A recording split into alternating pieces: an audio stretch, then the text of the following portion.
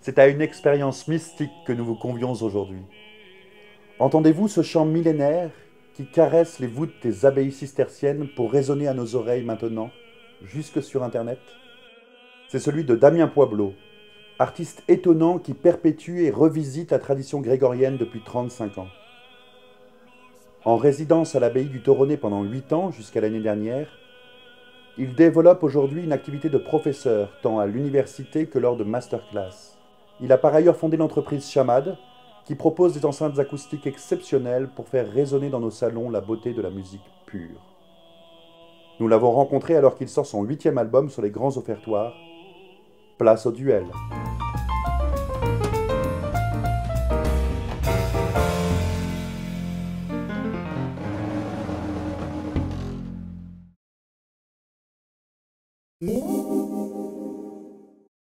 Maintenant, Bretagne. Et Bretagne avec une certaine appréhension, on s'aurait été avec une certaine appréhension il y a quelques années. Et parce qu'à cause du temps, j'aimais bien le ciel bleu dégagé, le ciel limpide qui laisse porter le regard vers l'infini. Et les nuages me semblaient toujours un couvercle, et c'est le mauvais temps. Hein.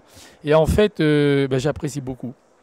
Et j'aime finalement, ça, à mon grand étonnement, hein, j'aime cette verdure, ces forêts luxuriantes, ces prairies grasses, ces ciels un peu qui traînent par terre quelquefois, cette pluie un petit peu obsédante. Mais finalement, j'aime bien. Soliste. Soliste, même si je dirige un ensemble vocal, un chœur, c'est un beau travail. J'ai toujours l'impression que le chœur que je fais travailler, pour le chant grégorien, donc, est obligé de suivre quelque chose. Et j'aime bien que les chanteurs sachent eux-mêmes où ils doivent aller. Que le chant les conduise, les porte, les prenne par le cœur, les tripes, par la voix, et les emmène vers un lieu vraiment riche et beau. Et voilà, moi, mon rêve, c'est de chanter seul.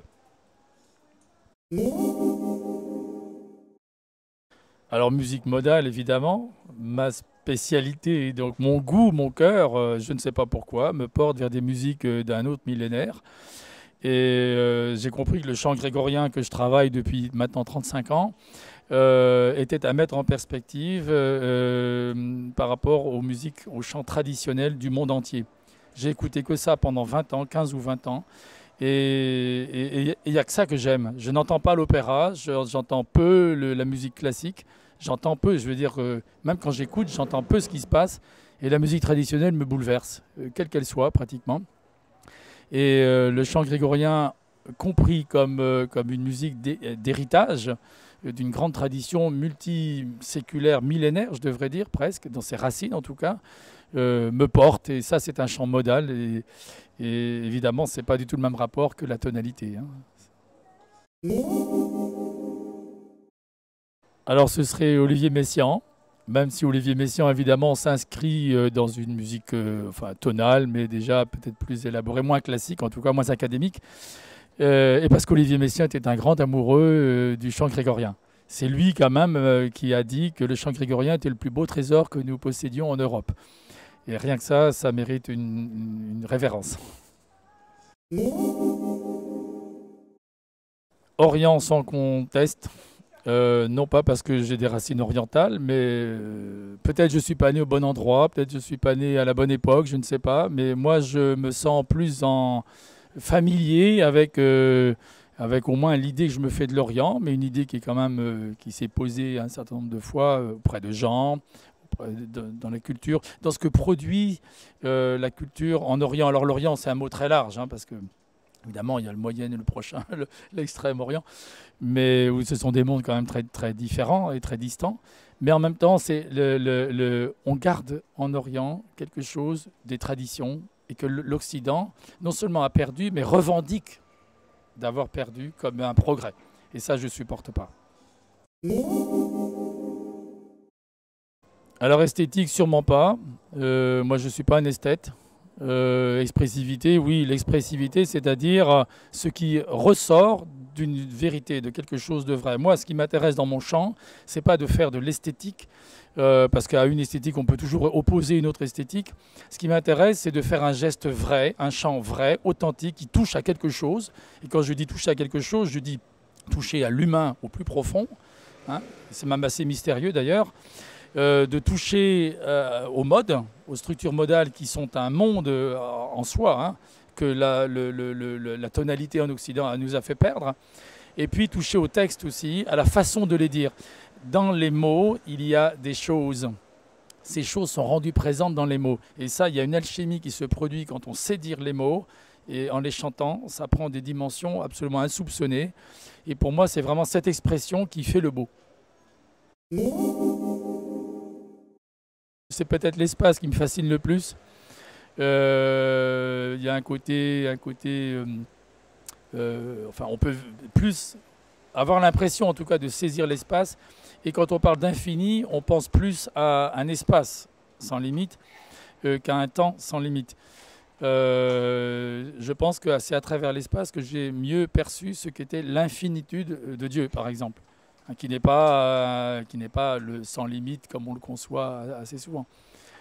Et à travers l'espace, même si le temps au Moyen-Âge, par exemple, était un temps plus cyclique et axé sur un contenu liturgique et des rythmes liturgiques, en fait, il y a cet espace sacré qui reçoit la création, en fait, et je pense que cette cosmologie médiévale m'a mieux permis d'entrer dans la pensée de l'Antiquité et du Moyen-Âge chrétien que la relation au temps. Eh bien, c'est Joker. Parce que je ne peux pas trancher maintenant. Il y a une grande part de chant et il y a une part d'écrit qui se dessine que j'imaginais pas et qui est là. Peut-être Jérusalem, parce que je suis jamais allé à Jérusalem, mais parce que Jérusalem, c'est la source et que Rome porte avec elle une histoire qui m'est difficile, même s'il y a eu de grandes et belles choses. En ce moment, Rome m'insupporte et voilà. C'est deux mots qui sont piégés, pipés, parce que est sacré maintenant, même les vacances sont sacrées, donc on ne sait plus très bien ce que ça veut dire. Pour moi, le sacré, c'est ce qui mène au spirituel. Je pense que c'est le spirituel qui détermine la nature d'une chose. Et ça devient sacré parce que c'est une voie d'accès au spirituel. Je dirais plutôt enthousiaste. Parce que la passion, ça peut être désordonné. Et l'enthousiasme, c'est ce qui soulève un enfant quand il voit quelque chose qui lui plaît, qui l'attire. C'est plutôt ça qui me meut, l'enthousiasme.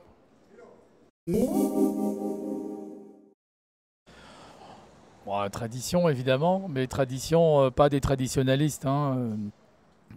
Pour moi, enfin, tout ce qui est traditionnalisme procède du même défaut, en fait, où on se crispe sur une tradition qu'on ne comprend plus, où on la bazarde parce qu'on ne la comprend plus. Pour moi, une tradition, ça ne se pense pas comme tradition. C'est une réalité vivante et riche que l'on transmet comme le plus beau cadeau qu'on puisse faire à ses descendants. Pour moi, c'est ça une tradition. Et donc, si j'ai rien à leur transmettre, à quoi bon?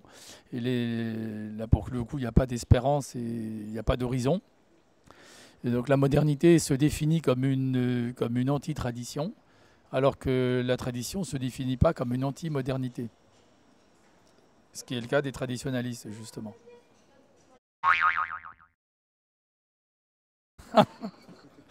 J'ai pas droit au joker, là.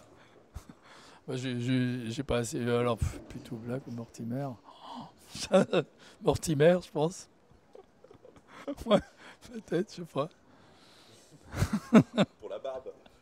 Pour la barbe, on va dire, ouais. Non, peut-être pour la position, l'attitude, je sais pas. Merci.